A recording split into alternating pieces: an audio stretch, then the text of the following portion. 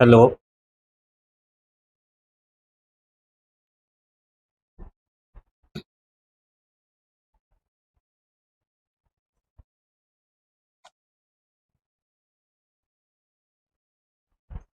Competency focused practice questions, ICSE class 10 mathematics subjects. Let's solve.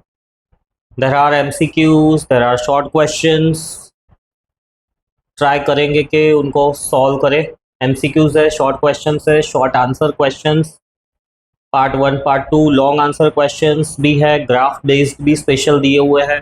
Exam से पहले for sure practice करनी चाहिए, at least idea मिलेगा कि किस तरह के MCQs क्वेश्चंस के लेवल एग्जाम में आ सकते हैं। So let us start. पहला वाला क्वेश्चन है, a retailer buys an article at its listed price from a wholesaler and sells it to a consumer in the same state after marking up the price by 20%. The list price of the article is 2500, तो cost price हो गई 2500, उसकी selling price भी same ही है 2500, same state में transaction हो रहा है, right? So that is intra state, within state, और GST 12% है। What is the tax liability of the retailer to the central government? तो ये सेलिंग प्राइस है रिटेलर की और ये उसकी कॉस्ट प्राइस है रिटेलर की, राइट? पर वो जो प्राइस है इसकी सेलिंग प्राइस 20% अप कर देता है, तो ये सेलिंग प्राइस नहीं है। रिटेलर की कॉस्ट प्राइस 2500 है और उसको प्राइस को 20% बढ़ा दिया है, तो जो भी प्राइस थी उसके अंदर 20% का इंक्रीमेंट। सो ये हो जाएगा 25 2 50 500, यानी 3000 रुपये सेलिंग प्राइस हो गई। अब GST कितना लगेगा, राइट? तो उसने 12% GST भरा हुआ है कॉस्ट प्राइस पे, तो लेट अस कैलकुलेट। जो उसका आउटपुट है 12% ऑफ 25, यानी हो जाएगा 300। कैलकुलेट करके क्रॉस चेक कर लेते हैं।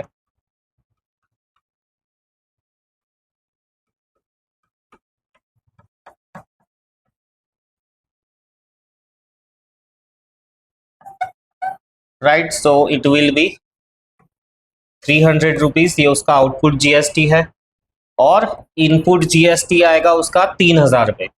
3000 पे 12%, यानी 360 rupees, right?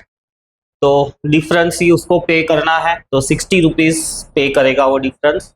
That is the correct answer. Next question है, Dev bought an electric fan which has a marked price of 800, GST 7%। तो SGST कितना है? बहुत सिंपल, जो भी GST मिलेगा वो CGST और SGST दोनों होगा, उसका आधा कर लेना है, तो SGST मिल जाएगा 7% ऑफ 800। सो 56 रुपीज, 56 का आधा 28, सो 28 rupees is the SGST that they will pay. फिर P rupees is deposited for n number of months in a recurring deposit account which pays at the interest at the rate of 12% per annum. The nature and time of interest calculated is, तो recurring deposit का एक application based question है, तो जो interest मिलेगा उसको maturity के बाद वो कैसा होगा? Compound interest for n number of month, simple interest for n number of month, compound interest for 1 month, simple interest for 1 month. तो जब भी वो रिकरिंग डिपॉजिट में पैसे डालता है, राइट, तो सिंपल इंटरेस्ट ही कैलकुलेट होता है, राइट, और सिंपल इंटरेस्ट उसका हर महीने का होगा, n नंबर ऑफ मंथ्स का उसको सिंपल इंटरेस्ट मिलेगा। सॉरी, n मंथ्स का नहीं, उसको 1 मंथ का सिंपल इंटरेस्ट मिलेगा। सिंपल इंटरेस्ट फॉर 1 मंथ, हर महीने का इंटरेस्ट उसका ऐड होता जाएगा। रिकरिंग डिपॉजिट का कंसेप्चुअल क्वेश्चन है, simple interest for the 1 month. फिर है Anvesha intended to open a recurring deposit account of 1,000 rupees per month for 1 year. 1 year यानी 12 हो जाएगा. N will be 12 for 12 months. Paying 5% per annum, simple rate, simple interest. The bank reduced the rate to 4% per annum. How much Anvesha deposit monthly for 1 year or so that her interest remains same? तो how much must Anvesha deposit, अब उसका interest rate कम हो गया है तो अन्वेषा को थोड़ा ज्यादा पैसा इन्वेस्ट करना पड़ेगा, राइट? अगर उसको सेम इंटरेस्ट चाहिए तो जो इनिशियल डिपॉजिट था उसके लिए अगर हम लोग इंटरेस्ट कैलकुलेट करें तो फॉर्मूला है प्रिंसिपल रेट और number of months into number of months plus 1 divided by 12 into 100. सो ये हो जाएगा 650 रुपीज एक साल का. 650 रुपीज का उसको इंटरेस्ट मिलना चाहिए, लेकिन अब बैंक ने क्या कर दिया है, इंटरेस्ट रेट 4% कर दिया. अब 4% इंटरेस्ट रेट कर दिया है तो उसका प्रिंसिपल कितना होना चाहिए? हमको प्रिंसिपल तो सेम टू सेम ही चाहिए, 650 रुपया ही चाहिए. बट अब प्रिंसिपल, नया प्रिंसिपल कितना होना चाहिए? नया रेट है 4%, number of months same to same ही रहेंगे, right? N into N plus 1, 12 into 100. So cancel 25, इसको शिफ्ट करके कैलकुलेट करेंगे तो 650 इंटू 25 बाय 13, 13 5 650 एंड 1250 रुपये का उसको नया प्रिंसिपल पे करना पड़ेगा.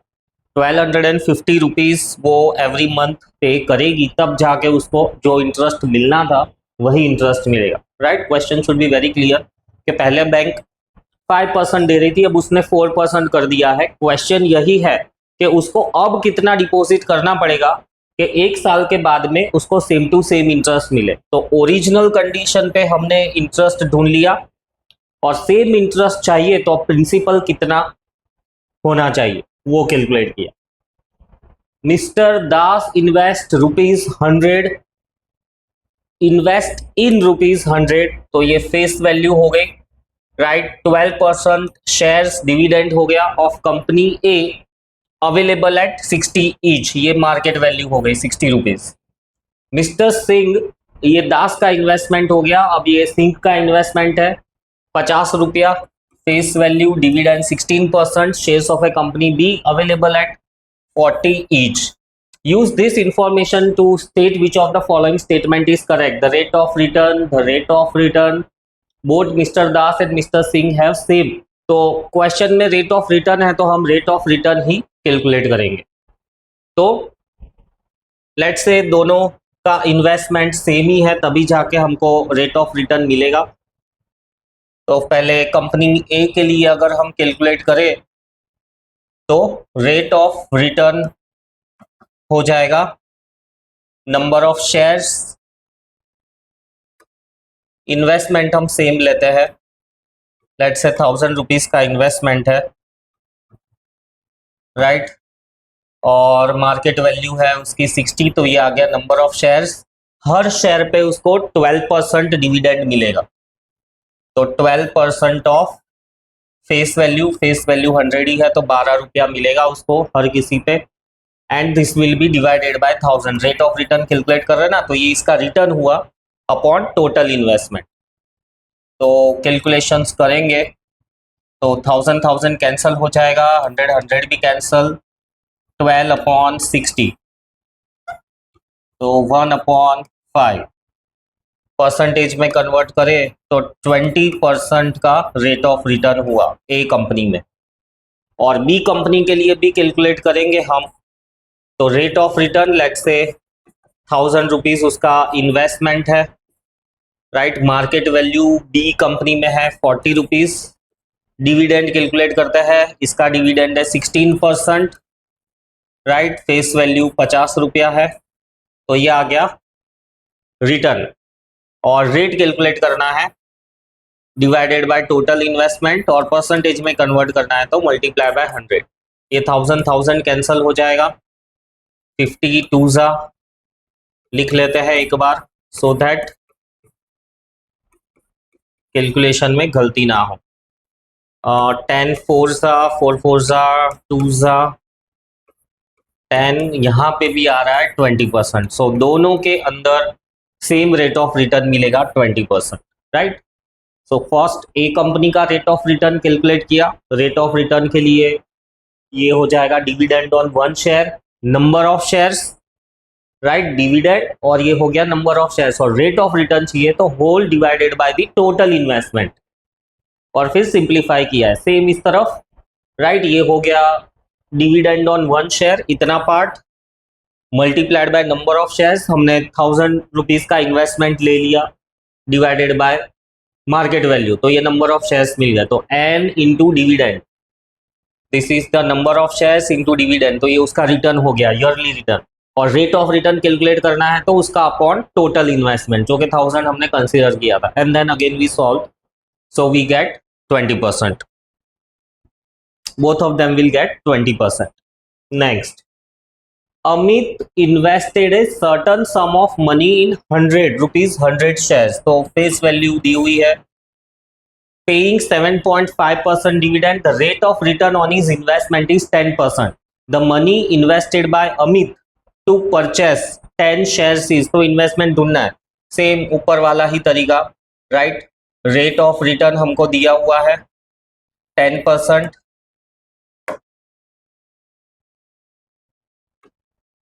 10% रेट ऑफ रिटर्न दिया हुआ है, इन्वेस्टमेंट हमको ढूंढना है, let's say I, market value उसकी दी हुई नहीं है, हाँ, नंबर ऑफ शेयर्स तो हमको दिए हुए हैं ऑलरेडी, तो इन्वेस्टमेंट अपॉन मार्केट वैल्यू को हम नंबर ऑफ शेयर्स लिख सकते हैं, नंबर ऑफ शेयर्स दिए हुए हैं 10, राइट। फिर डिविडेंड दिया हुआ है 7.5%, सो 77.5% ऑफ 100 रुपीज, 100 रुपीज उसकी फेस वैल्यू दी हुई अपॉन इन्वेस्टमेंट, ये रेट ऑफ रिटर्न मिलेगा, मल्टीप्लाइड बाय 100, क्योंकि परसेंटेज में दिया हुआ है rate of return. Investment, rate of investment is 10%, so rate of investment या रेट ऑफ रिटर्न बोल दो तो कैसे मिलेगा, number of shares into dividend on one share divided by investment, वही फॉर्मूला यूज किया है, नंबर ऑफ शेयर्स डायरेक्टली दिया हुआ है, डिविडेंड कैलकुलेट किया, फेस वैल्यू 100 दी हुई है, और ये परसेंटेज में कन्वर्ट करने के लिए। सो फर्दर सिंप्लीफाइंग हमको मिलेगा, ये 10 और ये 10 भी कट हो जाएगा, राइट। तो इन्वेस्टमेंट मिलेगा 75 इंटू 100, 7.5% दिया हुआ है, तो यहाँ पे एक और 10 आएगा, राइट। सो 0 कैंसल, 750 रुपीज का हमको इन्वेस्टमेंट मिलेगा, 750 रुपीज का इन्वेस्टमेंट किया हुआ है, फेस वैल्यू दी हुई है, ये फॉर्मूला यूज किया है, rate of return, number of shares already दिया हुआ है, dividend 7.5%, right, and then if you simplify you get investment as 750 rupees. फिर एलजीब्रा का क्वेश्चन है, -3 less than equal to -4x + 5x belongs to whole numbers, then the solution set is, तो बहुत simple question है, -3 + 5 को shift करेंगे -5 less than equal to -4x, ये हो जाएगा -8 less than equal to -4x, minus cancel करेंगे दोनों साइड से तो इनइक्वालिटी की साइन चेंज हो जाएगी, तो हमको मिलेगा x, राइट, लेस देन 4, और क्योंकि होल नंबर्स है तो 0, आंसर आएगा 0 1 2 3, तो होल नंबर्स है तो 0 1 2 3, x belongs to the whole numbers, so 0 1 2 3 ये आंसर आना चाहिए, x belongs to the whole numbers, -3 -5 is -8, अच्छा ये 2 आएगा, लेस देन इक्वल टू 2 आएगा, तो 0 1 2 3 नहीं आएगा, 012, ये सही जवाब। फिर से एल्जीब्रा का question, -4x greater than 8y, then क्या कंक्लूजन निकालोगे? सो x देखो अकेला है, x के साथ में नेगेटिव साइन नहीं है, तो पहले तो क्वेश्चन लिख के उसको जो कॉमन फैक्टर्स है उसको कैंसिल कर देते हैं, माइनस साइन को शिफ्ट करेंगे तो इनइक्वालिटी की साइन चेंज हो जाएगी, तो ये जवाब है x less than -2y। Make sure inequalities में ये फॉर श्योर ध्यान रखने का, कहाँ कोन ओपन हो रहा है, कहाँ पर कोन फेस कर रहा है, तो कोन x की तरफ फेस कर रहा है, तो ये दोनों ऑप्शन में कंफ्यूजन नहीं होना चाहिए, इसको ध्यान रखने का कि कोन किस तरफ फेस कर रहा है, उस हिसाब से आंसर लिखेंगे। फिर 9th question, so values of k for which the quadratic equation has a equal roots, right? तो इसको सॉल्व करेंगे, तो इक्वल रूट्स चाहिए, तो discriminant d should be equal to 0। Discriminant calculate करते हैं, b² right -4ac equal to 0 पे हो जाएगा, k² -8k equal to 0, k common निकाल देंगे तो k -8 इक्वल टू 0, अल्टीमेटली हमको मिलेगा k equal to 0, k equal to 8। तो ये दो वैल्यूज पॉसिबल है कि जब इस इक्वेशन के इक्वल रूट्स होंगे, k की दो वैल्यूज पॉसिबल है।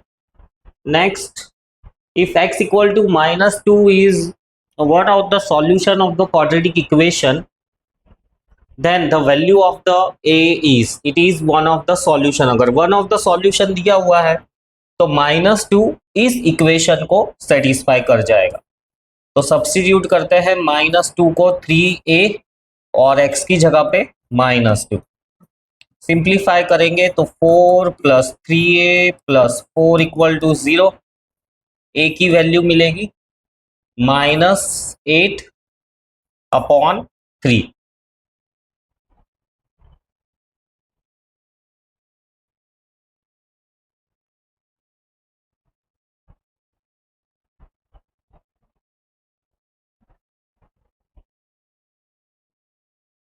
-2 आएगा इधर,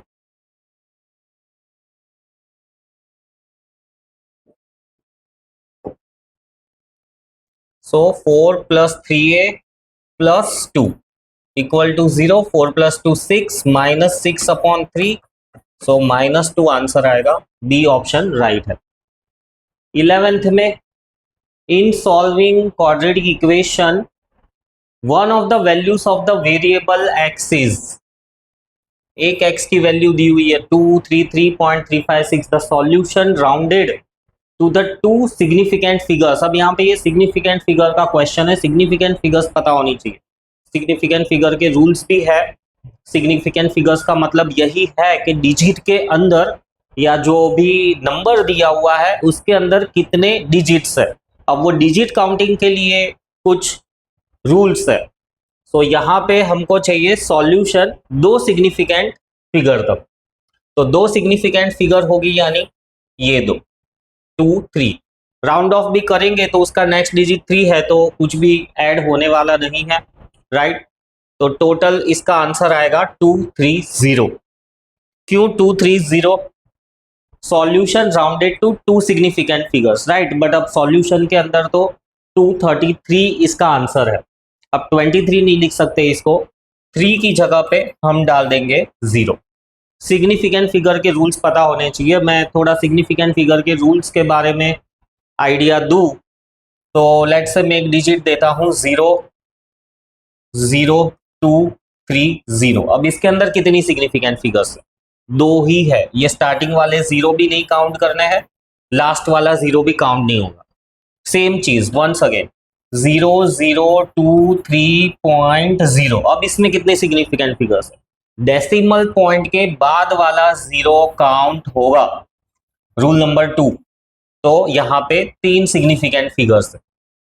एक और है 0 0 203.00, इसमें कितने सिग्निफिकेंट फिगर्स है?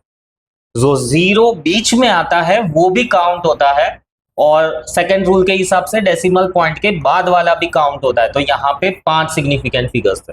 Once again rule number 1, starting वाले 0 और ट्रेलिंग 0 यानी कि एंड में आने वाले 0 काउंट नहीं करने हैं। अगर डेसिमल पॉइंट है तो स्टार्टिंग वाले 0 काउंट नहीं करेंगे, लेकिन लास्ट में ट्रेलिंग 0 काउंट करेंगे। अगर 0 बीच में आता है तो वो 0 काउंट होगा, सिग्निफिकेंट है। So this are the rules, ध्यान रखो, ये 0 से रिलेटेड ही होता है सिग्निफिकेंट फिगर्स का।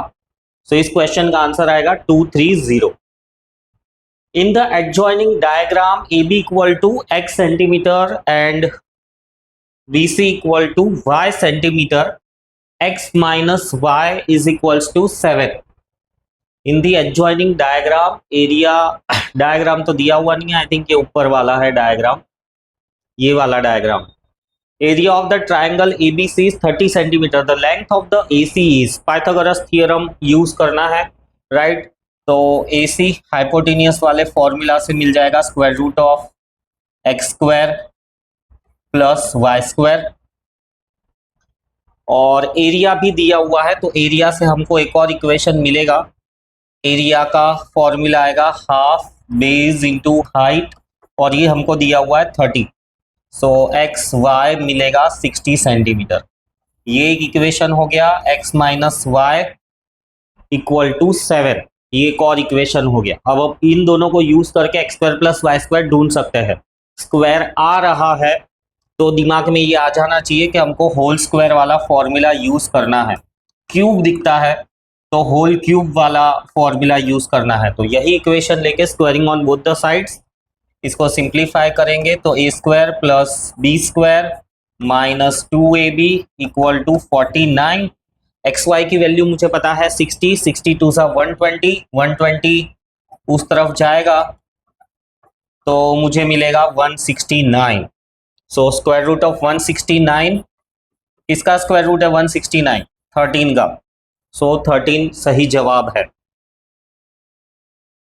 Next, if P Q R in a continued proportion, continued proportion का मतलब है P by q equal to Q by r, ये कंटिन्यूड प्रपोर्शन हुआ, P by Q is equals to Q by r, right. Are in continued proportion, then देखो उसी चीज को शायद इन लोगों ने रेशियो के फॉर्म में लिखा हुआ है, तो कैसे लिखेंगे हम इसको? P बाय क्यू, तो इसको हम किसी भी एक फॉर्मेट में कंटिन्यूअसली रखना है, P by Q is equals to Q by r. तो कौन सा सूटेबल है? P स्क्वायर तो नहीं आएगा, क्यू स्क्वायर, सिर्फ क्यू स्क्वायर आना चाहिए। देखो C वाला मुझे सही लग रहा है, C वाले को हम इवेल्युएट करके देखते हैं।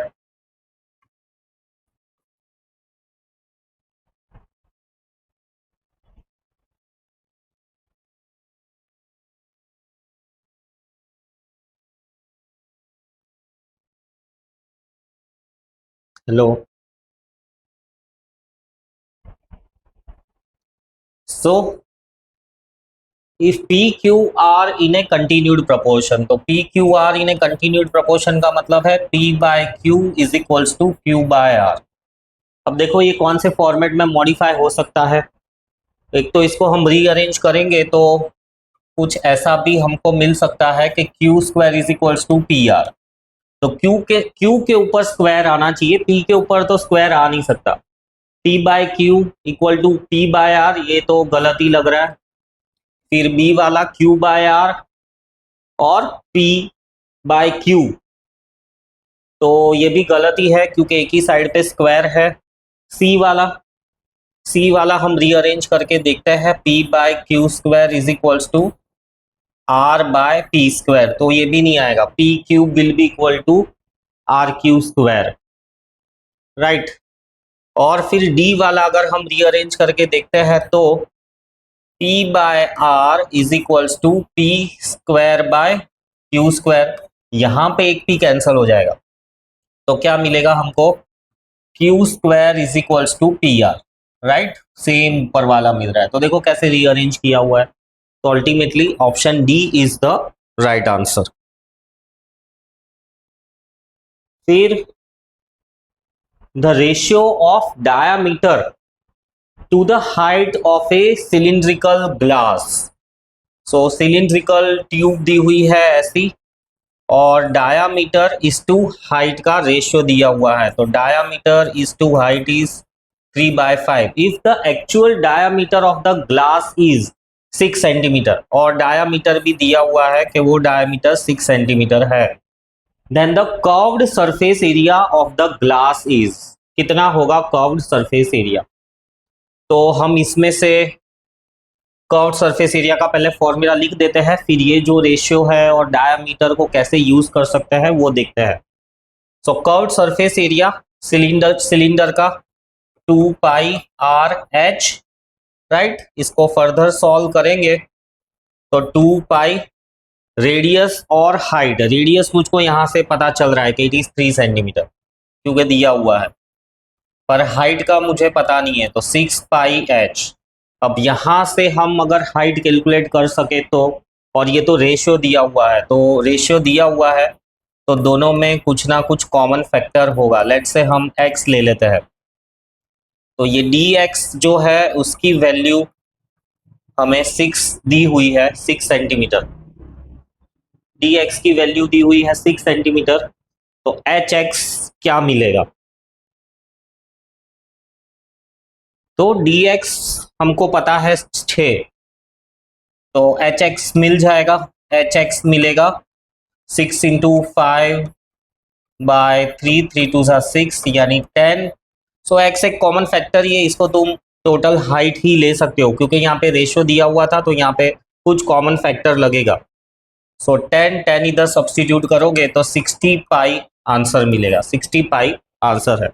रेशियो दिया हुआ है, यहाँ पे कोई कंफ्यूजन नहीं होना चाहिए, रेशियो दिया हुआ है मतलब यहाँ पे कुछ ना कुछ कॉमन फैक्टर था, तो वो कॉमन फैक्टर लेट से मैंने x डाल दिया, तो dx की वैल्यू मुझे जो एक्चुअल डायमीटर है वो 6 दी हुई है, राइट। एक्चुअल डायमीटर 6 है, तो ये जो एक्चुअल हाइट होगी, राइट, रेशियो वाली नहीं पर एक्चुअल हाइट होगी वो मैंने ढूंढ ली 10, तो 60π। बहुत बढ़िया क्वेश्चन है ये भी। If the polynomial 2x³ + 3x² - 2x - 3 is completely divisible by 2x + a and the quotient is equal to x² - 1, then one of the value of a is। अब ये completely divisible दिया हुआ है तो x इक्वल टू -a/2 हम equation के अंदर substitute करेंगे तो हमको मिलेगा 0। तो सब्स्टिट्यूट करके देखते हैं, -a/2 का होल स्क्वायर -2 इंटू -a/2 -3, और ये पूरा हमको 0 मिलना चाहिए। फर्दर सिंप्लीफाई करते हैं, ये हो जाएगा 8 और 2 के साथ कैंसिल होगा तो 4 -a³/4 प्लस 3a² और यहाँ पर मिलेगा +a -3 इक्वल टू 0। तो ये एक इक्वेशन मिला है। अब इसमें से हमको एक ही एक वैल्यू मिले वो तो पॉसिबल है नहीं, और डिविजिबल है और कोशंट दिया हुआ है x² - 1, तो क्या मिलेगा कोशंट हमको, वैल्यू ऑफ a क्या मिलेगी इसके अंदर। फैक्टराइज कर लेते हैं इसको, तो हमको तो सिर्फ एक ही वैल्यू ढूंढने के लिए कहा है, एक ही, राइट, कोई x के फैक्टर वगैरह ढूंढने के लिए नहीं कहा है, तो हम इसको फैक्टराइज करने का ट्राई करते हैं। Let's hope one of the value मिल जाए। 0 -a² कॉमन निकाल लूंगा तो बचेगा a -3, राइट, -a² कॉमन निकाला है तो a -3, और यहाँ पे 4 कॉमन निकालूंगा तो a -3 इक्वल टू 0। यस, एक वैल्यू मुझे मिल गई, a इक्वल टू 3। सो ये एक सही जवाब है, वन ऑफ द वैल्यू ही बोली है, राइट। सो एक वैल्यू मिल गई, D is the correct answer. Polynomial दिया हुआ है, विच of the following is a factor of the given polynomial so that value of the k is 2। कौन सा फैक्टर होगा so that the value of the k is 2। अब क्या कर सकते हैं इसमें, हर एक वैल्यूज पुट करके देखेंगे, राइट। सो लेट अस ट्राई, पहला वाला ही ट्राई करते हैं कि अगर x इक्वल टू -2 डालते हैं तो क्या मिलेगा। ये मिलेगा -8, -2 का स्क्वायर 4, 5 20 +2k -24 इक्वल टू 0। सो ये आएगा -8 और 24 -32, -32 +20 -12, के इक्वल टू 12, के इक्वल टू 6। नहीं, x पहले वाले ऑप्शन में तो यही मिल रहा है। अब let us try with second option. x equal to अगर 3 रखते हैं तो 3 का क्यूब 27, 3 का स्क्वायर 9, 45, फिर -3k और -24 इक्वल टू 0। यहाँ पे भी 2 तो नहीं मिलेगा क्योंकि काफ़ी बड़ा नंबर हो जाएगा और ये सिंप्लीफाई नहीं होगा, तो ये भी नहीं आएगा। x इक्वल टू -4 रख के देखते हैं हम। -4, थर्ड वाला ऑप्शन, -4 रखेंगे तो -64, 4 का स्क्वायर 16, 16 5 80, फिर +4k और -24 इक्वल टू 0। इसको ट्राई करें तो 64 और 24 हो जाएगा 86, राइट। -86, -86 और +80, -6 +4 के इक्वल टू 0, तो 4 के मिलेगा मुझे 6, तो k मिलेगा मुझे 3/2। यहाँ पे भी मुझे 2 नहीं मिल रहा है। तो अब लास्ट वाला ऑप्शन x इक्वल टू अगर 4 ट्राई करें तो ये हमने सॉल्व नहीं किया, इसको सॉल्व करके देख लेते हैं क्या मिलता है। 72 -3k -24 इक्वल टू 0। -24 करेंगे तो मिलेगा 3k will be equal to -24, इसमें से करेंगे तो 8 48,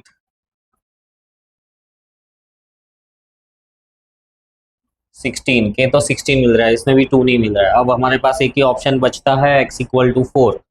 अगर x इक्वल टू 4 रखते हैं और सिंप्लीफाई करते हैं तो 64 प्लस 80 -4k और -24 इक्वल टू 0। इसमें तो मिल ही जाना चाहिए। ये हो जाएगा 144 और 144 में से 24 माइनस करेंगे तो 4k will be equal to 0 to 120, तो k मिलेगा 30। कहीं पे भी 2 तो मिल ही नहीं रहा है, कुछ गलती हुई है, चेक कर लेते हैं। -8, 2 2 4, 5 20 +2k, ये हो जाएगा 32, -32 और 20 नहीं आ रहा है। ये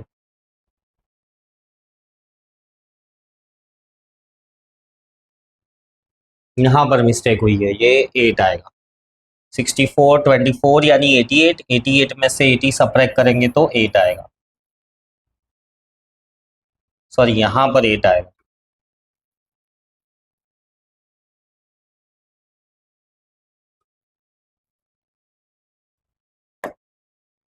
तो -8 +4k इक्वल टू 0, तो k इक्वल टू 2 मिल गया, तो सही जवाब है x + 4। सो जो भी रफ वर्क करते हो नीट एंड क्लीन करो सो दैट खुद गो थ्रू कर सको। कोई भी ऐसी कैलकुलेशन मिस्टेक होती है तो हम उसको रीचेक कर सकते हैं। फिर है मैट्रिसेस का question. If a is a and b, सिर्फ सिंगल रो वाली मैट्रिक्स है और यहाँ पर एक कॉलम मैट्रिक्स है, तो क्या पॉसिबल है। मल्टीप्लिकेशन की कंडीशंस यहाँ पे चेक करने की है, राइट। तो मल्टीप्लिकेशन के लिए कंडीशन क्या है, पहले वाले रो इनटू कॉलम और दूसरा वाला ये ए है और बी का ऑर्डर है single row, 2 rows and 1 column. तो पहले वाले का कॉलम और दूसरे वाले का रो सेम होना चाहिए, मल्टीप्लिकेशन की कंडीशन है rho into column, rho into column. तो पहले वाले का कॉलम दूसरे वाले का रो, ये दोनों अगर सेम होगा तो ही मल्टीप्लिकेशन पॉसिबल है। तो ए बी पॉसिबल है। अब हम चेक करें अगर बी ए पॉसिबल है तो बी ए के लिए 2 × 1 और ए का हो जाएगा 1 × 2। हाँ, बी ए भी पॉसिबल मिल रहा है ना। तो both matrices A B and B A are possible, ये तो सही ही है। ओनली ये दोनों ऑप्शन तो गलत हो गए। Both matrices A B and B A are possible, A B is equals to B A. अच्छा, ये दोनों में फिर से क्लैश, एक और चीज दी हुई है, ए बी और बी ए दोनों का मल्टीप्लीकेशन सेम टू सेम मिलेगा। तो करके चेक कर लेते हैं सेम मिलेगा या नहीं मिलेगा। तो पहला वाला अगर हम ए बी कैलकुलेट करेंगे तो ए बी मिलेगा ए सी प्लस बी डी, और नहीं मिलेगा सेम मल्टीप्लिकेशन, तो सेम नहीं मिलेगा क्योंकि जो मल्टीप्लिकेशन आएगा उसमें यहाँ पे ऑर्डर आएगा 2/2 और यहाँ पे ऑर्डर आएगा 1/1। ये मल्टीप्लिकेशन जो तुम करोगे उसका ऑर्डर देगा। तो ए बी का ऑर्डर आएगा 1/1 और बी ए का ऑर्डर आएगा 2/2। So ultimately A B will not be equal to B A. तो एक ही ऑप्शन सही है।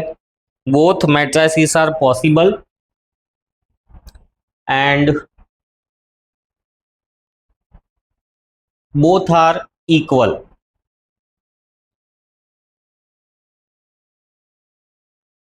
हेलो, फिर नेक्स्ट क्वेश्चन देखते हैं 18 नंबर। So A square is 0 then K is right. A square का मतलब है ए को ही 2 बार मल्टीप्लाई करना है। सो लिख लेते हैं 6 - 4 9 के, फिर से एक और बार 6 - 4 9 के, और मल्टीप्लाई करते हैं 6 6 36। मैट्रिक्स मल्टीप्लिकेशन आना चाहिए, -36, 6 9 54 एंड देन -9 के, फिर +9 के, 9 9 सॉरी 6 6 6 36, 9 4 36, 6 9 54 और +9 के। यहाँ पे 6 4 24 और -4 के, और 9 4 36 -36 और प्लस के स्क्वायर। तो अब सिंप्लीफाई करेंगे तो देखो क्या मिलता है। ये पहले 54 + 9 के को 0 से इक्वेट करते हैं, तो 0 से इक्वेट करेंगे तो के की वैल्यू मिलेगी -6। फिर इसको 0 से इक्वेट करेंगे तो के की वैल्यू मिलेगी -6। फिर इसको भी 0 से इक्वेट करेंगे तो के की वैल्यू मिलेगी प्लस और -6, क्योंकि 36 उस तरफ जाएगा, स्क्वायर रूट निकालेंगे, स्क्वायर रूट निकालेंगे तो प्लस और माइनस में आंसर आएगा। So option D is A correct answer, plus और -6 दोनों में से। अब क्योंकि ये मैट्रिक्स है राइट, क्योंकि ये मैट्रिक्स है तो हम ये इसके अंदर के स्क्वायर इक्वल टू 36, इसका स्क्वायर रूट हम प्लस और -6 ले सकते हैं। दोनों आंसर्स इसमें नहीं आएंगे क्योंकि मोस्ट ऑफ द हमको जो ऑप्शंस मिल रहे हैं वो है -6 -6 राइट। यहाँ पर हमको सिर्फ प्लस और -6 मिला है, तो -6 ही हम करेक्ट जवाब लेंगे क्योंकि हर एक को 0 ही होना है। अगर हम दोनों राइट आंसर ले लेंगे +6 डाल देंगे तो यहाँ पर वो 0 नहीं होगा। के की वैल्यू सपोज +6 कहीं पर भी रखेंगे तो वो 0 नहीं होगा, बट के की वैल्यू -6 रखेंगे तो फॉर श्योर सब जगह पे 0 हो जाएगा। तो दोनों आंसर सही नहीं है, -6 इज द करेक्ट आंसर। फिर 19 नंबर, if the sum of n terms of an AP, sum of n terms of an AP is n square minus n, then the third term of the series is right। तो sum of n terms का formula n/2 into 2a plus n - 1 into d, ये हमको दिया हुआ है N square minus N, और हमको third term चाहिए तो थर्ड टर्म का भी इक्वेशन लिख दो। थर्ड टर्म का इक्वेशन आएगा A plus N minus one into D, तो ए प्लस टू डी। अब हमको कुछ भी एडजस्ट करके ए प्लस टू डी ढूंढना है इसमें से।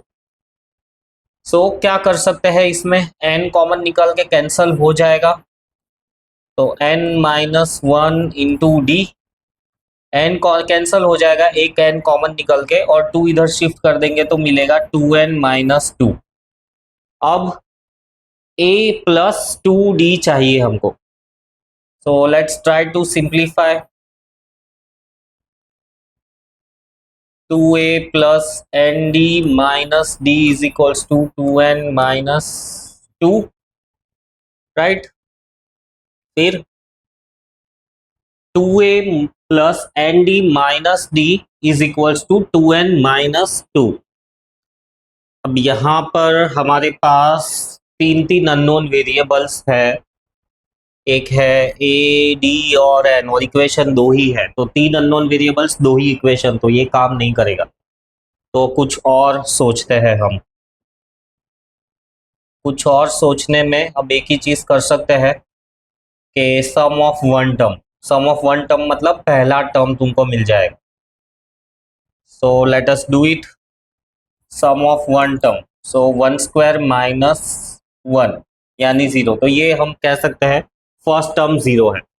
सम ऑफ टू टर्म्स अगर करें तो three, sum of two terms है, पहला और दूसरा दोनों मिलके तीन हो रहा है, मतलब ये सेकेंड टर्म है, ये फर्स्ट टर्म है, राइट। अब सम ऑफ थ्री टर्म्स कर लेते हैं, इन दोनों को सब्ट्रैक्ट करेंगे तो हमको थर्ड टर्म मिल जाएगा। सो सम ऑफ थ्री करेंगे तो नाइन माइनस थ्री यानी सिक्स, सो थर्ड टर्म है हमारा सिक्स। ऐसे भी कर सकते हैं। सो जो भी मेथड हो थोड़ा उसको देख लेना है कि वो सॉल्व होगा कि नहीं होगा।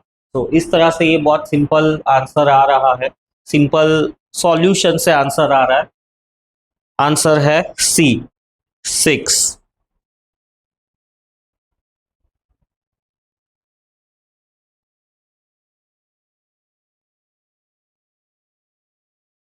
गलत गलत किया है यहाँ पे, S2 गलत कैलकुलेट किया है। सम ऑफ टू टर्म्स है ना, तो टू स्क्वायर माइनस टू यानी फोर माइनस टू आएगा टू, तो ये आएगा टू।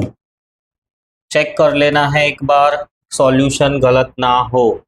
S3 तो थ्री का स्क्वायर आएगा nine, nine minus three six, ये सही है। अब इन दोनों का डिफरेंस हम फाइंड करेंगे तो हमको मिलता है फोर, राइट। तो T3 आएगा हमारा फोर, सिक्स नहीं आएगा। तो सही जवाब है फोर। लॉजिक यूज करना है यहाँ पे, राइट। फर्स्ट टर्म ढूंढा, सेकंड टर्म ढूंढा, सम ऑफ द टू टर्म्स ढूंढा, अब क्योंकि फर्स्ट टर्म तो जीरो है तो यही सेकंड टर्म। अब सम ऑफ द थ्री टर्म्स ढूंढा, इन दोनों का डिफरेंस हमको देगा T3, so 4 is the correct answer। फिर which of the following is not a geometric progression? GP, GP का मतलब है रेशियो कॉमन होना चाहिए, राइट। GP कुछ ऐसी होती है, A, फिर AR, फिर AR स्क्वायर, फिर AR क्यूब। अब कोई भी टर्म को देख लोगे, जैसे AR बाय A, तो एक कॉमन रेशियो मिला R, again AR square by AR, पिछला वाला नेक्स्ट वाला टर्म अपॉन पिछला वाला टर्म। सो ये first second third, so three by two, two by one, फिर फोर बाय थ्री भी कैलकुलेट करोगे तो तुमको एक कॉमन रेशियो मिलेगा R, तो उसको हम जीपी कहते हैं। तो यहाँ पे कौन सी जीपी है, किसमें कॉमन रेशियो मिल रहा है? अब ये तो जीपी है नहीं, सबके सब सेम टू सेम ही है, तो जीपी है ही नहीं। फर्स्ट वाले में देखो one upon one by three यानी थ्री मिलेगा, फिर third term upon second term करेंगे तो अगेन थ्री ही मिलेगा, फिर fourth term upon third term करेंगे तो अभी थ्री ही मिलेगा। तो फर्स्ट हमको लग रही है कि ये तो जीपी है। अब ये सब सेम टू सेम है तो ये जीपी नहीं, राइट। बाकी सब में भी अगेन सेटिस्फाई होगा ही होगा। तो फर्स्ट वाली क्वेश्चन है नॉट ए जीपी, जीपी ढूंढनी नहीं है, कौन सा वो सीरीज है, इनमें से कौन सी प्रोग्रेशन है कि जो जीपी नहीं है, तो बी जीपी के अंदर नहीं आ रही है। तो B should be the correct answer कि ये जीपी इसका कॉमन रेशियो, बी का कॉमन रेशियो ढूंढ सकते हैं 1/5। हाँ, इन सब में भी रेशियो 1:1:1 ही मिल रहा है, तो ये भी जीपी में ही आएगा, सबका कॉमन रेशियो 1 ही मिलेगा। तो बी भी सही जवाब नहीं है, ये भी जीपी है।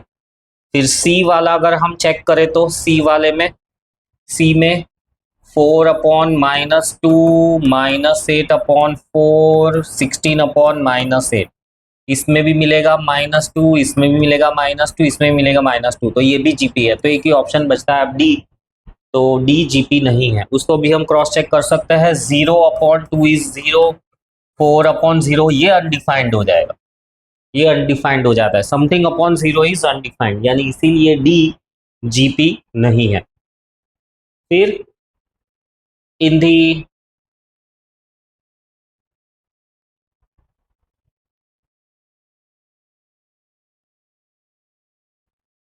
सेंट्रॉइड ऑफ द ट्राइंगल दिया हुआ है, कोऑर्डिनेट्स ऑफ पॉइंट डी ढूंढने हैं, right.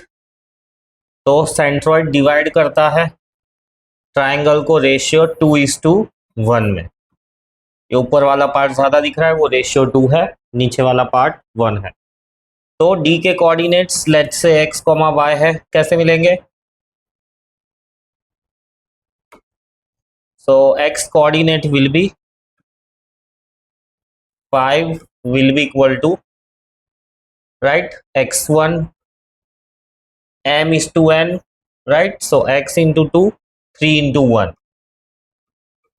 divided by 3, 2 plus 1 ratio का सम, और y coordinate -5 will be, y coordinate will be y into 2 -3 into 1, so -3/3। इसको सिंप्लीफाई करेंगे तो 15 -3 12, x मिलेगा 6, और इसको सिंप्लीफाई करेंगे तो आएगा -12, राइट, और 5 3 15, और -12 इक्वल टू 2y, और y मिलेगा -6।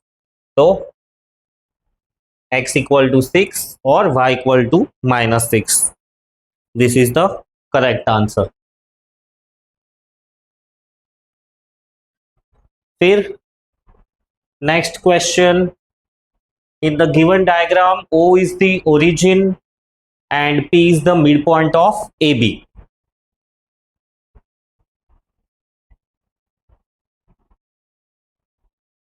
The equation of the OP is, OP का इक्वेशन ढूंढना है, O is the origin and P is the midpoint of AB। तो हिंट तो ऑलरेडी दिया हुआ है हमको, इक्वेशन ऑफ लाइन ढूंढना है। एक कोऑर्डिनेट हमको पता है 0,0, दूसरा कोऑर्डिनेट P होगा, राइट। P को ढूंढने के लिए ये लाइन दी हुई है, तो B के कोऑर्डिनेट्स हो जाएंगे x कोऑर्डिनेट 0, y कोऑर्डिनेट 2, इसके कोऑर्डिनेट्स हो जाएंगे 4,0। P के कोऑर्डिनेट ढूंढने पड़ेंगे क्योंकि इक्वेशन ऑफ लाइन बनाना है, इक्वेशन ऑफ लाइन हमको चाहिए, राइट। तो एटलीस्ट दो कोऑर्डिनेट्स, या तो स्लोप और एक कोऑर्डिनेट पता होना चाहिए। हमारे पास यहाँ पे स्लोप तो दिया हुआ नहीं है, तो हमको दो कोऑर्डिनेट्स चाहिए होंगे। एक कोऑर्डिनेट ये रहा ओरिजिन, दूसरा कोऑर्डिनेट है P, और P ढूंढने के लिए हमको BA ये वाली लाइन दी हुई है, और कहा है कि पॉइंट P AB के सेंटर में है। सो P का कोऑर्डिनेट क्या हो जाएगा, x1 प्लस x2/2 और y1 प्लस y2/2। सो 2,1, दो कोऑर्डिनेट्स मिल गए, इक्वेशन ऑफ लाइन मिलेगा y माइनस, इसको x1 ले लो, इसको y1 ले लो, इसको x2 ले लो, इसको y2 ले लो, ऐसा टैग कर देना है, x1 y1 x2 y2, confusion कम हो। So y minus y1 upon y2 minus y1, other side x minus x1 upon x2 minus x1। So simplify करेंगे तो ये मिलेगा y is equals to x/2। So ये आया equation, x is equals to 2y। B is the correct answer. फिर next,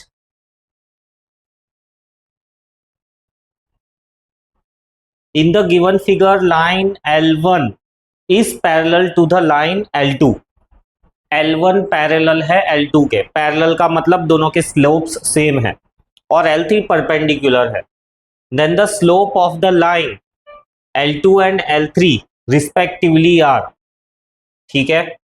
तो इन लोगों ने ऐसा कहा है कि ये L1 पैरेलल टू L2, अब इनका स्लोप कैसे मिलेगा, स्लोप यहाँ से मिलेगा, एंगल दिया हुआ है, तो स्लोप L1 का फॉर्मूला है स्लोप का tan थीटा, tan 45 1 होता है, तो L1 का स्लोप मिल गया। L2 इसके पैरेलल है, तो L2 का भी सेम ही स्लोप होगा 1, और L3 परपेंडिकुलर है, तो परपेंडिकुलर के लिए कंडीशन है कि L3 और L1 इन दोनों के स्लोप का प्रोडक्ट माइनस होगा, right. Slope of L1 let's say M1 and slope of L3 let's say M3, इसका प्रोडक्ट -1 होगा, तो M1 यानी L1 का स्लोप तो हमको पता ही है, तो ये आएगा -1 इस फॉर्मूला से। सो अब L2 और L3 का स्लोप तो 1 और -1, 1 और -1, देखो सारे 1 1 1 1 फॉर्मेट में दिए हुए हैं, तो बहुत neat and clean tick mark लगाना है, बिल्कुल भी कंफ्यूजन या मिस्टेक नहीं होनी चाहिए। फिर next question, which of the following line cuts the positive x axis and positive y axis at equal distance from the origin. समझ में आया? एक्सिस ड्रॉ कर लेते हैं, ये रहा पॉजिटिव एक्स एक्सिस और ये रहा positive y axis, equal distance from the origin, मतलब सपोज यहां से सी पॉइंट पे, तो यहां से भी सी पॉइंट से ही कट होना चाहिए, राइट। सो ऐसी कौन सी लाइन है जो दोनों कोऑर्डिनेट पे इक्वली कट होगी? कैसे ढूंढेंगे? एक्स कोऑर्डिनेट और वाई कोऑर्डिनेट, यहाँ पे वाई कोऑर्डिनेट आना चाहिए 0,c और यहाँ पर एक्स कोऑर्डिनेट आना चाहिए c,0, राइट। तो इन दोनों को यूज करके सपोज हम इक्वेशन ऑफ लाइन बनाए ऐसे ही, तो y माइनस लेट से इसको हम x1 y1 ले लेते हैं, इसको x2 y2 ले लेते हैं, तो y minus y1 upon y2 minus y1 is equals to x minus x1, y minus x minus x1 upon x2 minus x1। थोड़ा सिंप्लीफाई करेंगे तो y minus C upon minus C is equals to x upon C, तो Y C minus C square is equals to minus X C, so Y C plus X C is equals to C square. इस format का कोई equation आना चाहिए। दूसरा option ये भी है, इनको सॉल्व करके देखो, राइट, बट ऐसा कोई इक्वेशन आना चाहिए कि वाई सी एक्स सी और सी का स्क्वायर, तो ऐसा कहाँ पर है? कोई भी इक्वेशन मैच हो रहा है, ये सी वाला मैच हो रहा है, सी वाला थोड़ा मैच हो रहा है, बाकी तो कहीं पे भी ऐसा सी स्क्वायर, अच्छा ये दोनों साइड से हम सी सी कैंसल आउट भी कर सकते हैं, तो इक्वेशन ऐसा भी बन सकता है कि y minus C is equals to minus X C.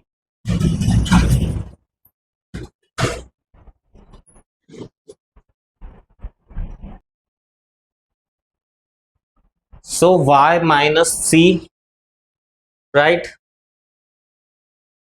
Is equals to X, C नहीं आएगा, सी तो कैंसिल हो गया दोनों साइड से, तो y plus X is equals to C, ऐसा कोई फॉर्म दिखना चाहिए, तो y plus X equal to C, right, दोनों के कोऑर्डिनेट सेम और सी, ऐसा कहीं पे दिख रहा है?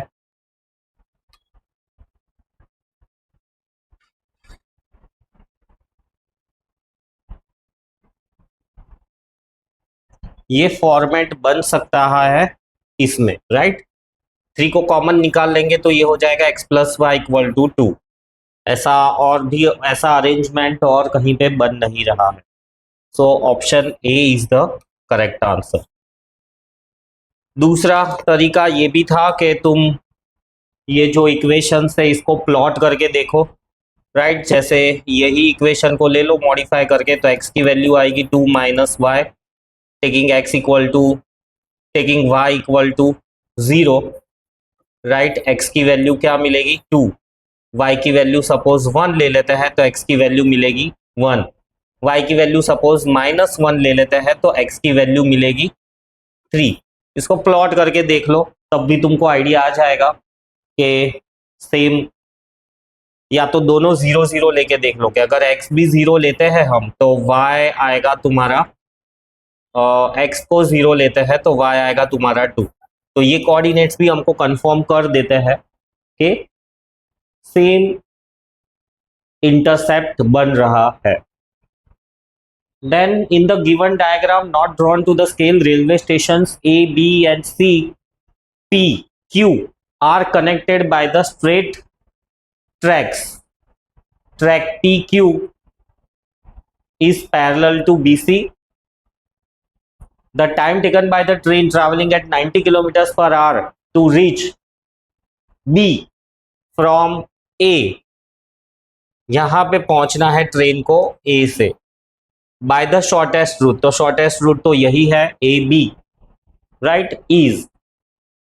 सो रेलवे ट्रैक्स, ये दोनों ट्रायंगल्स बन रहे हैं, दोनों ट्रायंगल्स बाय डिफॉल्ट सिमिलर है क्योंकि पैरेलल दिया हुआ है, p q is parallel to b c, right, और ट्रेन की स्पीड दी हुई है और ये डिस्टेंस दिया हुआ है P, I think a p b का डिस्टेंस दिया हुआ, हमको ए पी का डिस्टेंस ढूंढना पड़ेगा।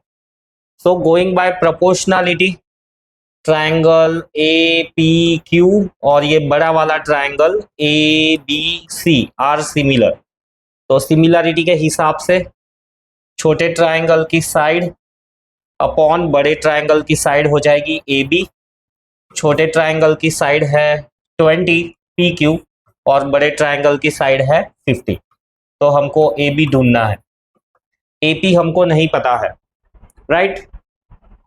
ए बी को हम कन्वर्ट कर सकते हैं, ए बी को हम कन्वर्ट कर सकते हैं, इसको रिवर्स लिख लेते हैं, A B by A P is equals to 5/2, 0 0 cancel. A B को हम लिख सकते हैं A P plus P B, तो A P plus P B, A P cancel, 5/2 ये कैंसल, पी बी की वैल्यू पता है हमको 18 है, तो ये जो कैंसल हुआ है 1 हम अदर साइड पे भेज देते हैं।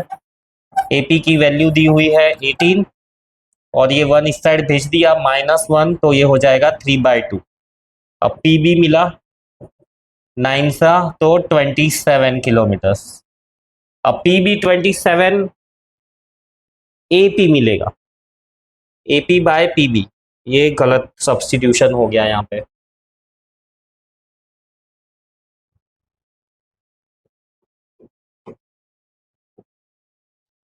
सो ये पीबी हमको दिया हुआ है 18, डिनोमिनेटर में मैंने सब्स्टिट्यूशन कर दिया था और ये 1 इस तरफ जाएगा तो 3/2 हो जाएगा, तो ये हो जाएगा 6 टाइम्स। एपी मिलेगा मुझे 12 किलोमीटर्स, तो एपी मिला मुझे 12 किलोमीटर्स, टोटल डिस्टेंस हो जाएगा 12 + 18 30 किलोमीटर्स, राइट।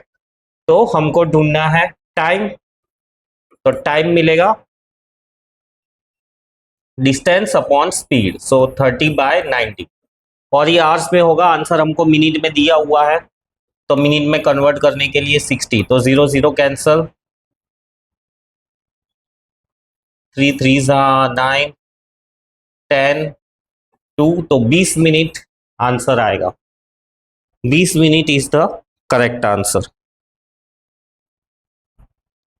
फिर नेक्स्ट ज्योमेट्री के क्वेश्चंस।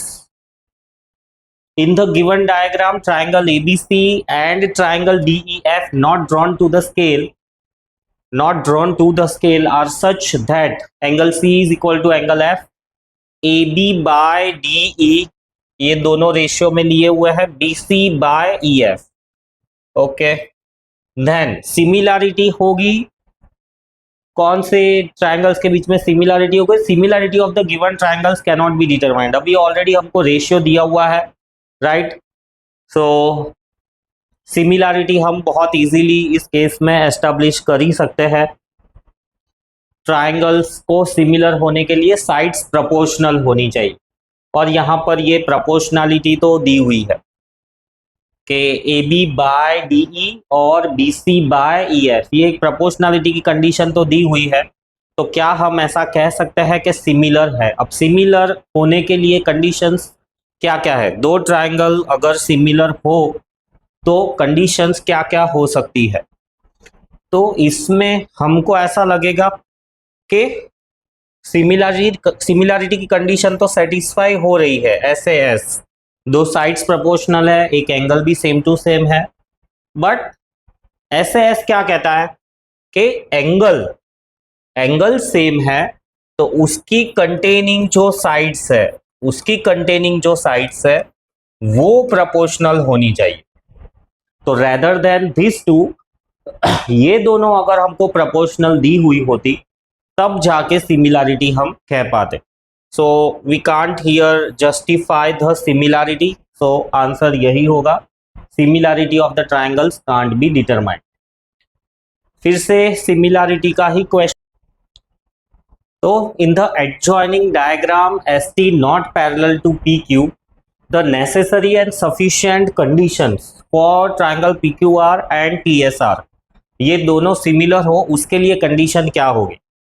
अब अगर ट्रायंगल हमको ऐसा दिया हुआ होता कि बेस के पैरेलल है तो बहुत आसान था, इसमें प्रोपोर्शनलिटी बहुत आराम से निकाल सकते हैं, बट क्योंकि ये बेस के साथ पैरेलल नहीं है तो इसमें एक ही कंडीशन आती है कि ये एंगल और उसका क्रॉस वाला एंगल, ये वाला एंगल और उसका क्रॉस वाला एंगल, ये एंगल्स सेम होने चाहिए, राइट? अगर साइड्स पैरेलल नहीं है तो इसको रूल ऑफ द थंब की तरह याद रख लो कि this angle and it's opposite angle, this angle and it's opposite angle should be same. तो उस हिसाब से अगर हम डबल ए कंडीशन ही यहाँ पे यूज कर सकते हैं, सो डबल ए कंडीशन से फिर ये दोनों ट्रायंगल सिमिलर हो जाएंगे। तो कौन से दो एंगल्स मिले? एक मिला r S t should be equal to p Q r, दूसरा मिला r t s should be equal to q p r, ये दोनों में से एक आना चाहिए। तो यहां पर पी क्यू आर है, क्यू पी आर भी है।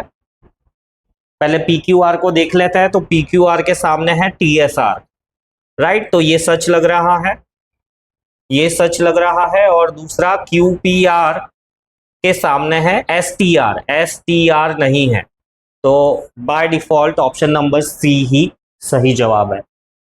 The scale factor of a picture and the actual height of the Sonia is 20 centimeter is to 1.6. If her height in the picture is 18 centimeter, then her actual height is, okay, scale factor दिया हुआ है एक picture का और actual height का, तो ऐसा एक फोटो प्रिंट लिया हुआ है जिसका रेशियो है 20 सेंटीमीटर इज टू 1.6 मीटर। इसको मैग्निफिकेशन रेशियो के भी ले सकते हो या लॉजिकली भी कर सकते हो। अब इस रेशियो से पिक्चर लिया आता है, अब इस रेशियो वाले पिक्चर में हाइट है 18 सेंटीमीटर, तो उसकी रियल हाइट कितनी होगी, राइट? सो इसको अगर हम लोग मीटर में ही कन्वर्ट कर ले या फिर डायरेक्ट मीटर में ही आंसर मिलेगा, एक्स करेंगे तो 18 सेंटीमीटर इंटू 1.6 मीटर,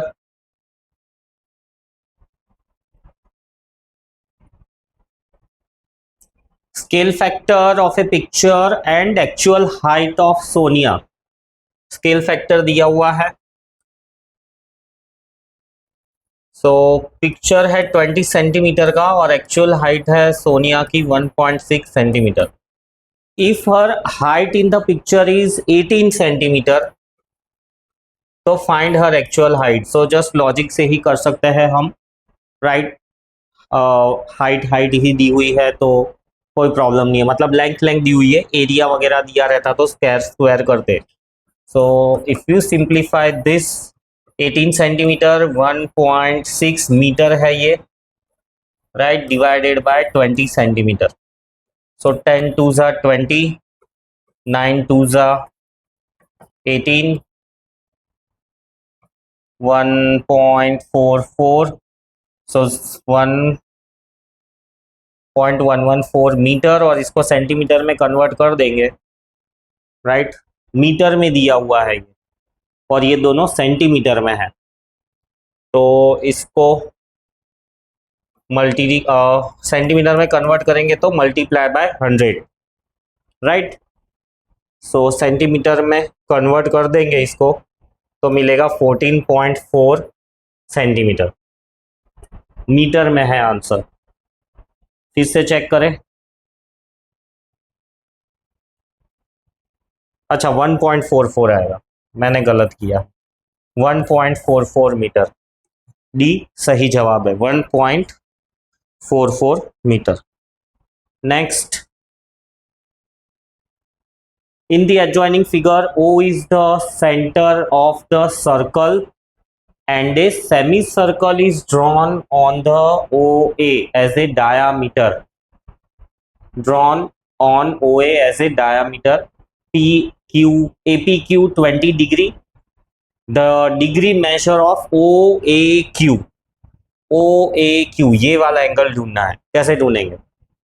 सर्कल्स का सम है ये, टेंजेंट तो नहीं, ये वाला है एंगल प्रॉपर्टीज का, तो ये वाला एंगल कैसे ढूंढेंगे? सो इसको ढूंढने के लिए joining figure, O is the center of the circle and a semicircle is drawn on the OA as a diameter. तो OA डायामीटर है और एक और ये सेमी सर्कल बनाया है, APQ 20 डिग्री दिया हुआ है, तो OAQ ढूंढना है, ये वाला एंगल ढूंढना, राइट। तो OP रेडियस है, OA भी रेडियस है। अब दोनों रेडियस है तो ये 20 डिग्री है, तो ये भी 20 डिग्री आ जाए।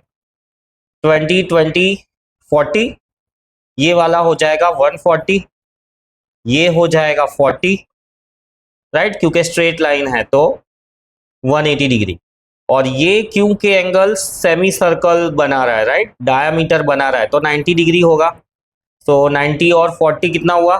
130, तो ये होना चाहिए 50 degree. So 50 degree is the correct answer.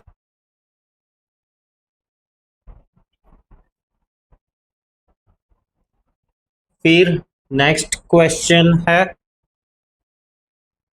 In the given diagram O is the, फिर से angle properties of a circle.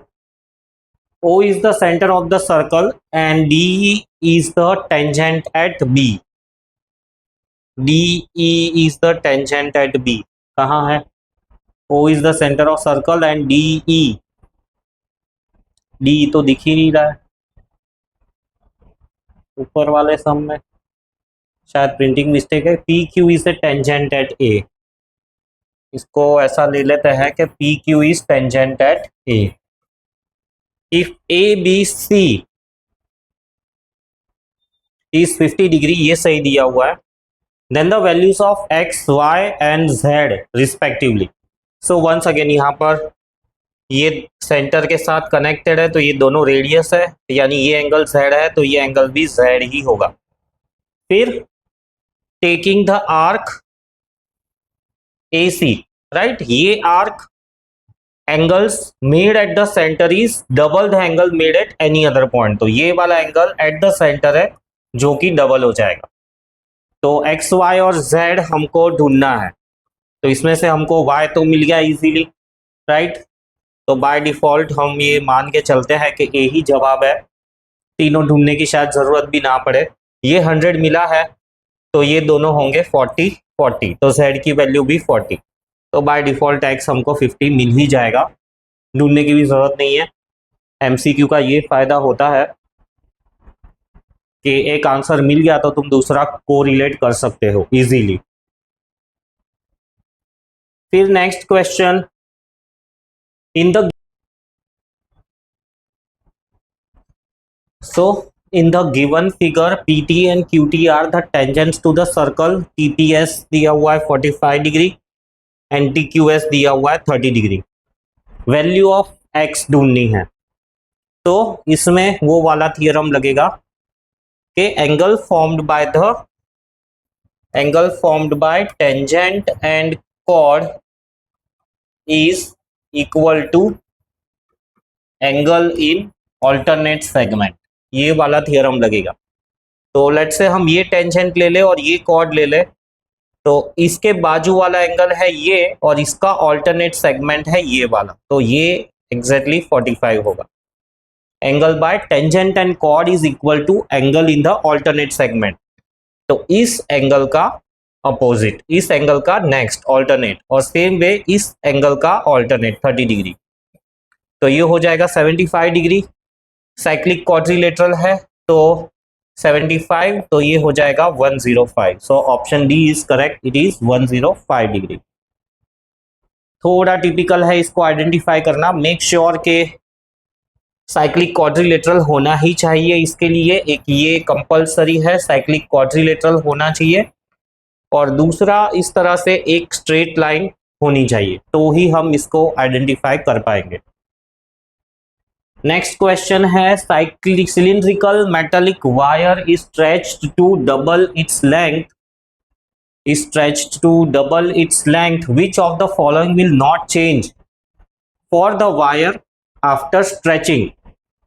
ठीक है, सेम वायर ही है और उसी वायर को स्ट्रेच कर दिया है। अब स्ट्रेच कर दिया है तो एरिया ऑफ क्रॉस सेक्शन तो चेंज हो जाएगा, लेंथ भी चेंज हो रहा है, वॉल्यूम सेम टू सेम रहेगा, कर्व्ड सरफेस एरिया भी चेंज हो जाएगा, वॉल्यूम उसका सेम टू सेम रहेगा। सिंपल क्वेश्चन है। फिर 33, राइट सर्कुलर कोन, मेंसुरेशन का क्वेश्चन है। Right circular cone has a base equal to the height of the cone. So cone है राइट, और इसका जो बेस है राइट, बेस हम ले लेते हैं x, तो कोन की हाइट भी हो जाएगी x।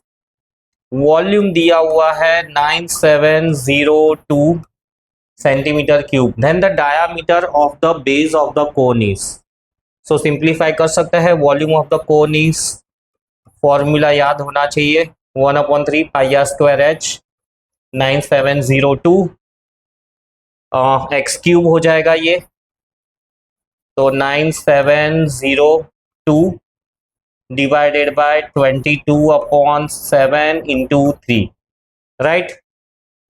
कटिंग कर सकते हैं इसकी, 22 11 के टेबल में आएगा ये, लेट्स सी, 2 11 सा, फिर ये 8 11 सा 88, अलग से सिंप्लीफाई करके देख लो गलती ना हो। सो 8 सा 88, ये हो जाएगा 90, अगेन 8 सा 88, तो हो जाएगा 22, 2 सा, यस जा रहा है, तो 882। फर्दर कटिंग भी हो सकती है, 441, सो x क्यूब इज 441 इंटू 21, 441 जो है उसको हम लिख सकते हैं 21 इंटू 21, तो x की वैल्यू आएगी 21, option A 21।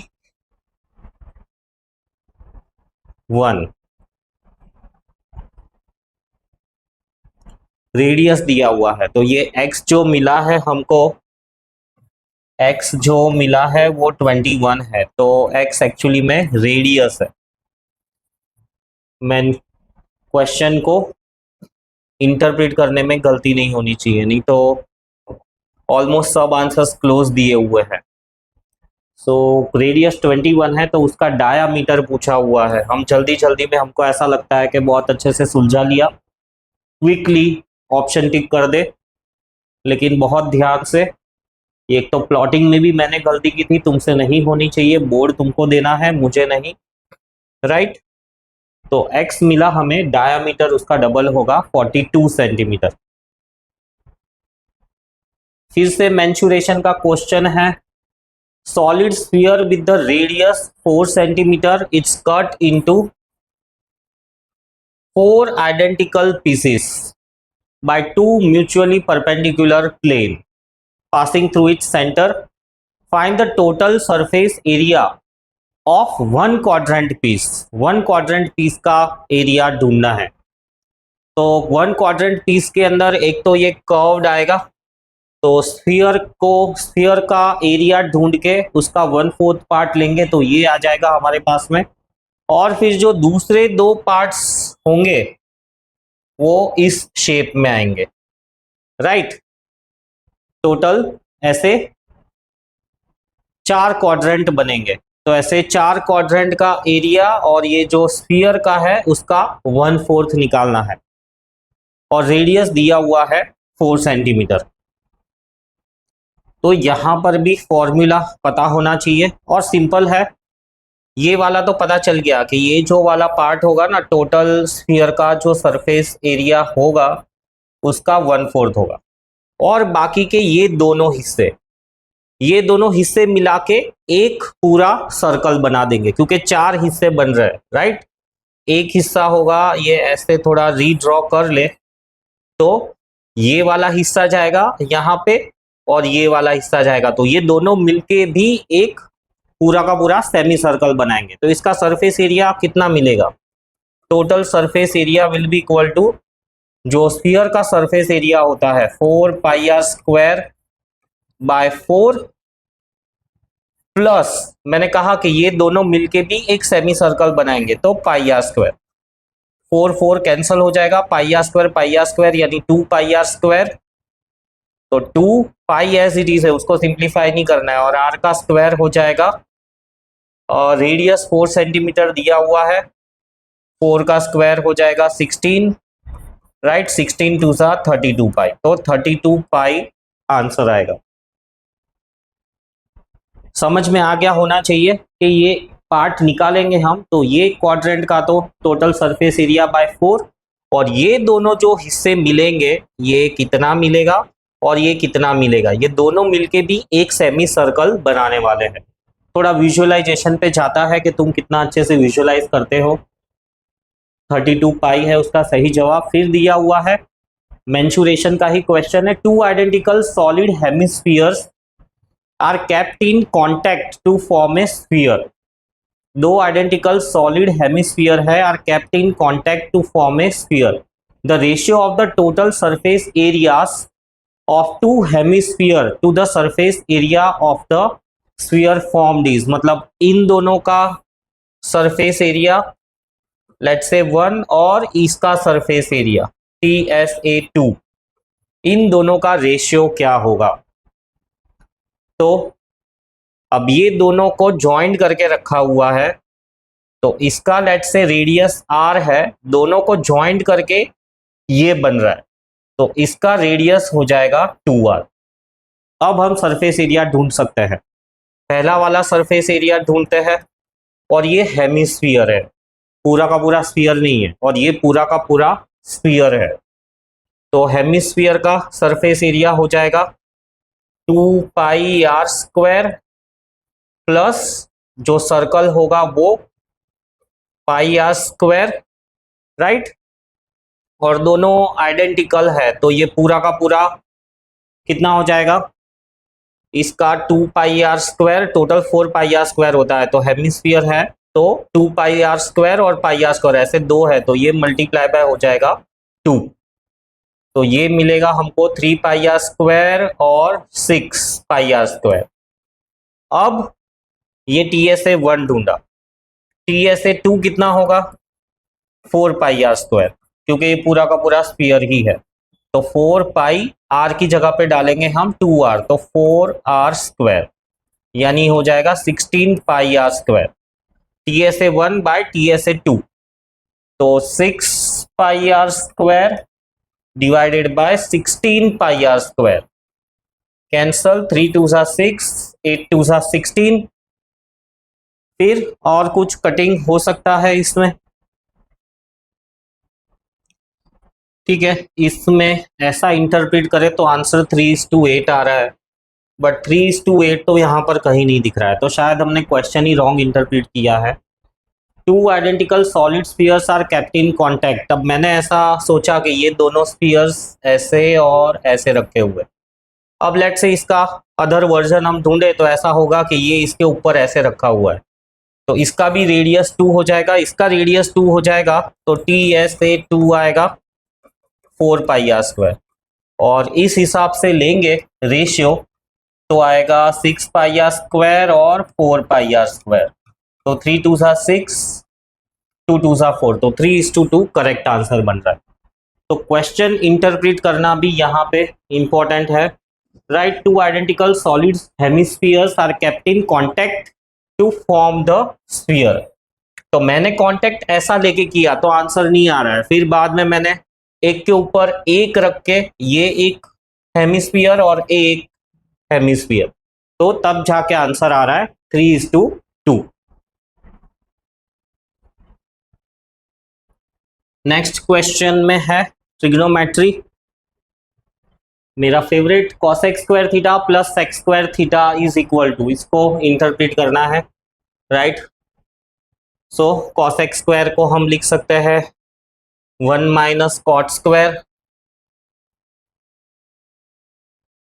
1 plus cot square theta, और sec स्क्वायर को लिख सकते हैं 1 प्लस tan स्क्वायर थीटा। क्या मिलेगा?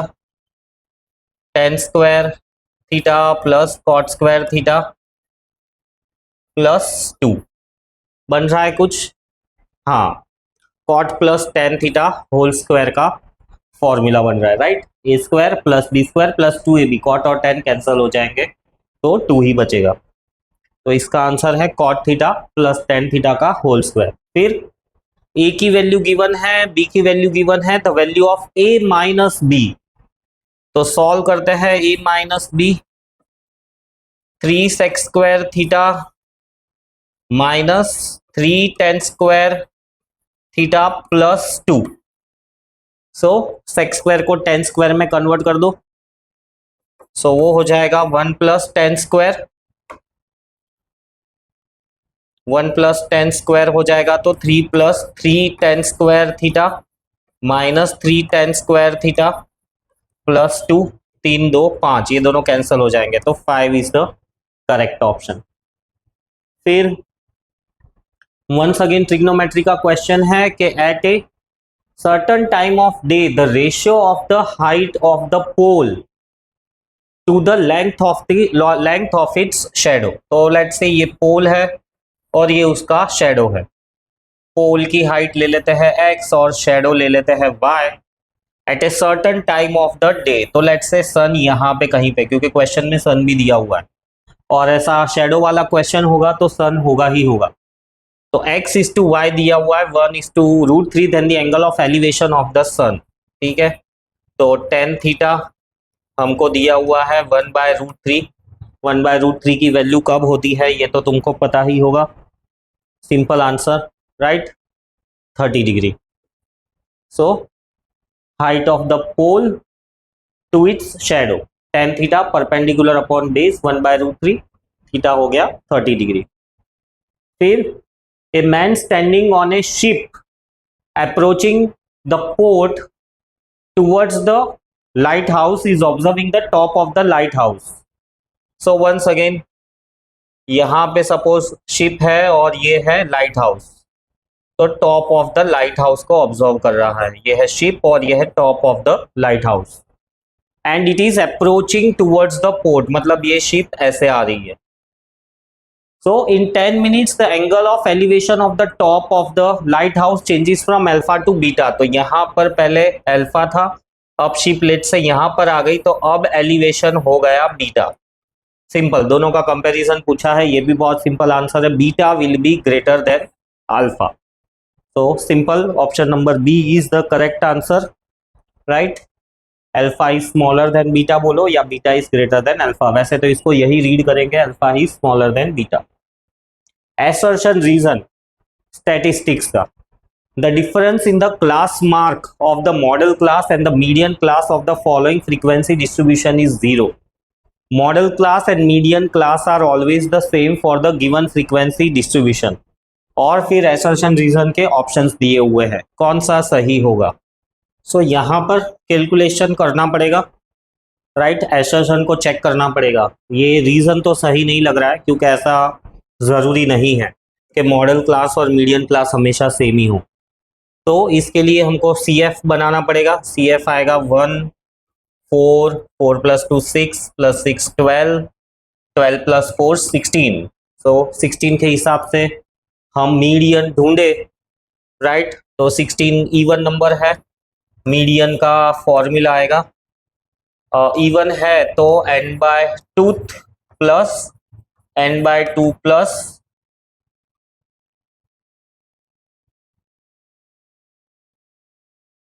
n/2 plus 1। हाँ,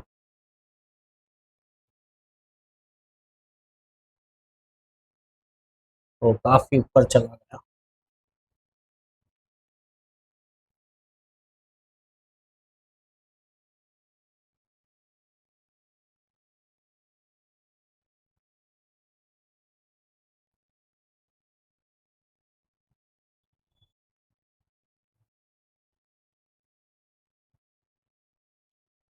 हाँ, so n/2 plus 1 whole divided by 2। So n/2 यानी 16/2 यानी मीडियन हो जाएगा 8, और n/2 प्लस 1 यानी 9 whole divide by 2, right.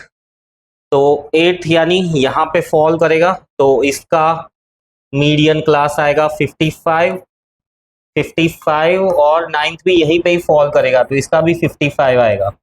So median class मिला हमको 55, और मॉडल क्लास यानी वो वाला क्लास जहां पे मैक्सिमम रिपीटेशंस हो रहे हैं। तो मैक्सिमम रिपीटेशंस भी यहाँ पे ही हो रहे हैं 6 में, तो हमारा मॉडल क्लास भी 55 ही मिल रहा है।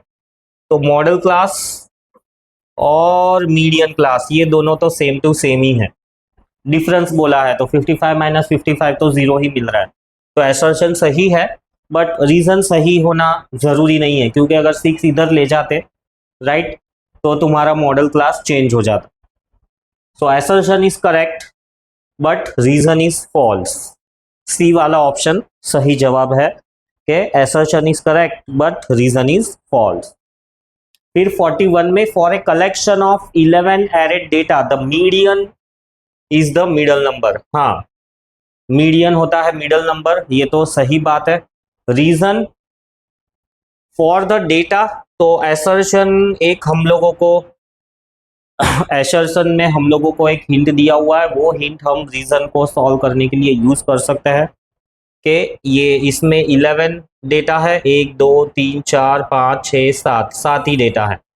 अब ये 7 डेटा के हिसाब से हमको मीडियन ढूंढना है, तो 7 + 1 8 डिवाइड बाय 2 यानी 4th, 1 2 3 4, तो ये 13, तो इसका मीडियन 13 है। रीजन भी सही है, दोनों सही है, पर क्या रीजन एसर्शन का सही एक्सप्लेनेशन है?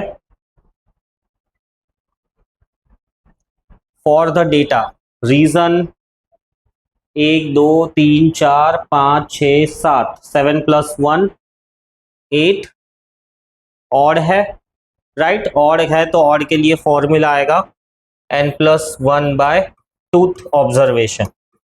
अब इसके लिए हमको पहले इसको इंक्रीजिंग ऑर्डर में अरेंज करना पड़ेगा, तो 5 7 9 फिर 10 फिर 10 फिर 11 फिर 13, तो अरेंज करेंगे तो 4th ऑब्जर्वेशन हमको मिल रहा है 10, तो ये वाला गलत है, रीजन गलत है। अब एसर्शन तो सही कह रहा है कि अगर 11 है तो मिडल नंबर होगा, यानी 11 + 1/2 6 मिडल होगा। तो एसर्शन सही है बट रीजन गलत है, रीजन में हम लोगों को जो भी आंसर दिया हुआ है गलत है। तो 41 का आंसर है C, assertion is true but the reason is false. ये ध्यान रखना है कि इसको इंक्रीजिंग ऑर्डर में अरेंज करना है। मैंने पहले करा नहीं था और सीधा मैंने 13 देख लिया, क्योंकि यहाँ पे 13 दिया हुआ था। तो इस तरह से एमसीक्यूज में कंफ्यूज करता है, कंफ्यूज होना नहीं है, कंसेप्चुअली जाना है। नेक्स्ट क्वेश्चन है commercial mathematics. Ankit had the option of investing in the company A, once again shares and dividends का ही क्वेश्चन है। Where 7% 100 shares are available at 120, market value दी हुई है, right. Investment in the company A is better than company B, the rate of income in the company A is better than company B. तो हम लोगों को ढूंढना पड़ेगा कि which is the better investment और कहाँ पे रेट ऑफ रिटर्न ज़्यादा है। तो इसको सॉल्व करते हैं हम। सो पहला वाला ए के लिए डिविडेंड है 7%, 100 रुपीज के शेयर्स अवेलेबल है मार्केट वैल्यू पे 120 पे। तो लेट से इसमें इन्वेस्टमेंट 1000 रुपीज है, तो रेट ऑफ रिटर्न कितना हो जाएगा?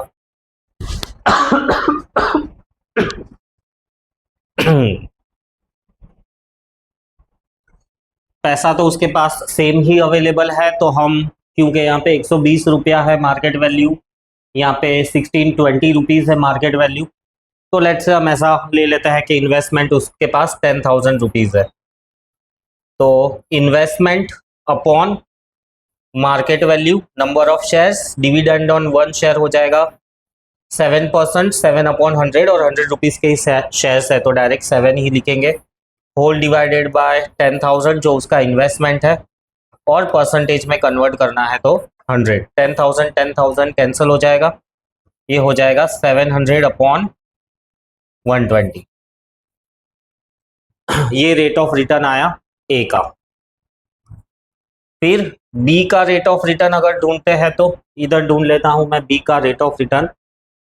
बी का रेट ऑफ रिटर्न आएगा डायरेक्टली डिविडेंड इसके अंदर है 8%, राइट। मार्केट वैल्यू है इसकी 1620, राइट, और परसेंटेज में चाहिए तो 100, तो ये हो जाता है 800/1620, 0 कैंसल, 80/162। अब ये क्लियरली दिख रहा है कि यहाँ पे रेट ऑफ रिटर्न जो है लेस देन 1 मिलेगा क्योंकि 80/162, और यहाँ पे जो रेट ऑफ रिटर्न है वो हमको ग्रेटर देन 1 मिलेगा क्योंकि न्यूमरेटर बड़ा है, तो 5 पॉइंट समथिंग मिलेगा रेट ऑफ रिटर्न। तो ऑब्वियसली कंपनी ए वाला इन्वेस्टमेंट सही है, सो एसर्शन सही है। Reason, the rate of income in company A is better than company B. हाँ बिल्कुल, रेट ऑफ रिटर्न ज़्यादा है ए के अंदर, इसीलिए तो वो इन्वेस्टमेंट एक बेटर ऑप्शन है।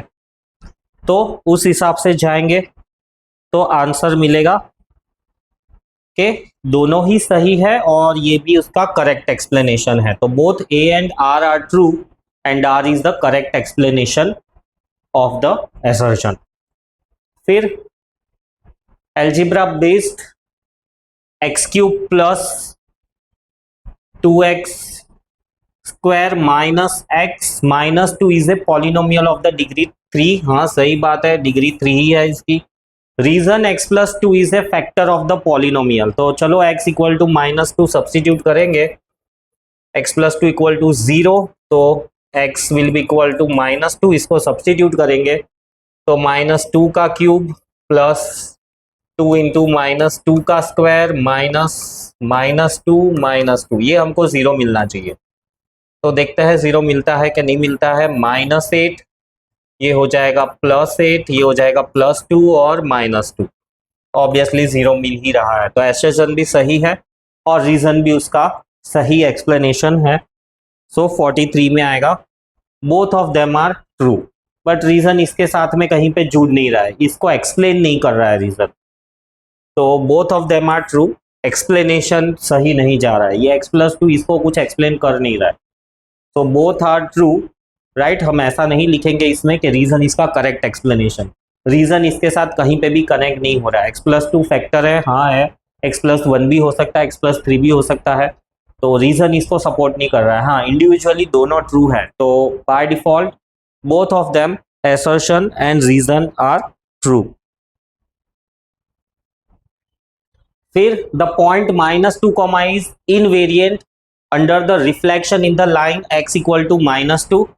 Reason, if the point has its coordinate 0, it is invariant under the reflection in both the axes. तो reason तो गलत ही है, invariant होने के लिए 0,0 से रिफ्लेक्ट करेंगे। सिर्फ x कोऑर्डिनेट 0 होना जरूरी नहीं है, y कोऑर्डिनेट भी 0 होना ही चाहिए। तो रीजन तो फॉर श्योर गलत है कि अगर सिर्फ x ही 0 है तो वो इनवेरिएंट होगा, रीजन गलत है। और एसर्शन ये सही होगा, राइट। इसका x कोऑर्डिनेट दिया हुआ है -2, तो इसी लाइन के अंदर रिफ्लेक्ट करेंगे, राइट, सेम लाइन के अंदर रिफ्लेक्ट करेंगे तो वो इनवेरिएंट सेम टू सेम ही मिलेगा। अगर ये पॉइंट P है और सेम x कोऑर्डिनेट वाली लाइन में रिफ्लेक्ट किया है तो हमको P डैश जो मिलेगा वो भी सेम ही मिलेगा -2, 8। सो एसर्शन सही है, रीजन गलत है। Assertion is true but reason is false. Algebra का क्वेश्चन है, when the die is cast with the following numbers on its face as shown the ratio of the probability. Ratio ढूंढना है, probability of getting a composite number to the prime number. अब composite number क्या होता है? Composite number वो होता है जिसके मोर देन 2 फैक्टर्स होते हैं, राइट? तो जैसे कि 6 के 2 फैक्टर्स है, 3 इंटू 2, 3 भी है, 2 भी है, 1 खुद भी है, राइट? और 6 खुद भी है। और प्राइम नंबर वो होता है 1 एंड इटसेल्फ, 2 ही फैक्टर होते हैं 1 एंड इटसेल्फ। तो यहाँ पे प्राइम नंबर कितने हैं? 3 है एक प्राइम नंबर, 5 है एक प्राइम नंबर, राइट? तो 2 प्राइम नंबर्स है हमारे पास, और दूसरा 1 को तो हम नेदर प्राइम नॉर कंपोजिट, तो उसको तो गिनना ही नहीं है, राइट? 3 प्राइम है, 5 प्राइम है, 2 भी प्राइम में आएगा। तो हमको चाहिए prime number, composite number to prime number. तो 2 हमारे पास कंपोजिट नंबर है और 3 हमारे पास प्राइम नंबर्स है। तो आंसर हो जाएगा ए, 2:3, राइट? 2 कंपोजिट नंबर है 6 और 4, और 3 प्राइम नंबर्स है। 1 is neither composite nor prime. फिर product of A and matrix M, तो एम का ऑर्डर ढूंढना है, सिंपल, राइट? ए का ऑर्डर है 2/2, पहले किया इसका सम, और एम का ऑर्डर क्या होना चाहिए? तो ऑब्वियसली इसकी जो रोज होगी इसके कॉलम जितनी ही होनी चाहिए, राइट? और बी का ऑर्डर दिया हुआ है 2 रोज और 1 कॉलम। तो और जो आंसर मिलता है इन दोनों के मल्टीप्लिकेशन का, उसका ऑर्डर क्या होता है? ये वाला और ये वाला नंबर, ये जो मिलेगा सीक्वेंस 2 समथिंग, वही इसका ऑर्डर होगा। तो यहां पर 1 ही आएगा।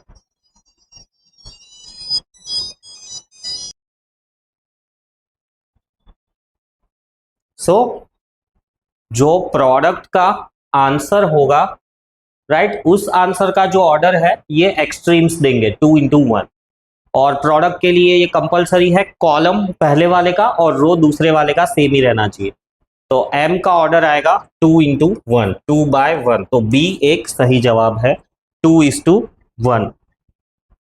फिर अगेन सीक्वेंस एंड सीरीज पे क्वेश्चन है, a1 a2 a3 b1 b2 b3 are real numbers such that a1 - b1 a2 - b2 a3 - b3 ये इक्वल है।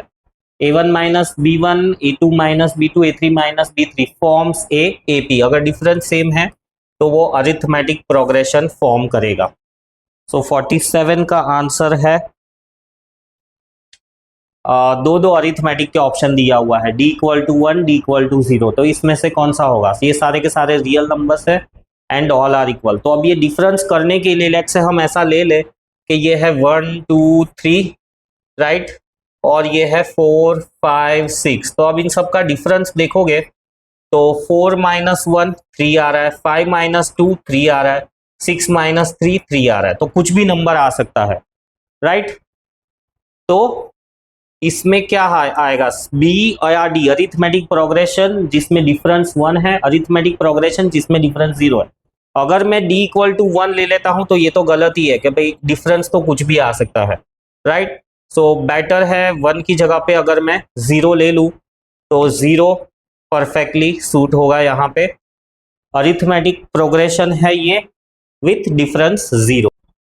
डिफरेंस 0 आने के लिए एक रीजन भी है कि सारे नंबर्स सीक्वेंस में ही सिलेक्टेड होंगे। सो एपी ही है, डिफरेंस 0 होगा क्योंकि a1 - b1 हमको मिला 3, a2 - b2 मिला 3, a3 - b3 मिला 3, और इन सब के बीच में कॉमन डिफरेंस देखोगे तो 0 ही मिलेगा, 3 - 3, right? So it is arithmetic progression with difference 0। Locus of a moving point is dash if it moves such that it keeps a fixed distance fix distance from the fix point. तो ये fix point है और इससे fix distance लूँ मैं, let's say r, तो एक point यहाँ मिलेगा, यहाँ मिलेगा, यहाँ मिलेगा, और ऐसे सारे पॉइंट्स में कलेक्ट करूँगा। तो सिंपल लोकस का क्वेश्चन है ये, आंसर मिलेगा मुझे circle, locus of a fixed point circle. फिर लास्ट एमसीक्यू है ये, द पॉइंट, तो ज्योमेट्री का question, last MCQ, the point of concurrence of angle, concurrence यानी मिलने वाला point, angle bisector of triangle. तो ट्रायंगल ले लिया, उसके एंगल बाइसेक्टर का मीटिंग पॉइंट ये हमको देगा इन सेंटर। यहां से इतना रेडियस लेके हम अंदर की तरफ एक सर्कल बना सकते हैं।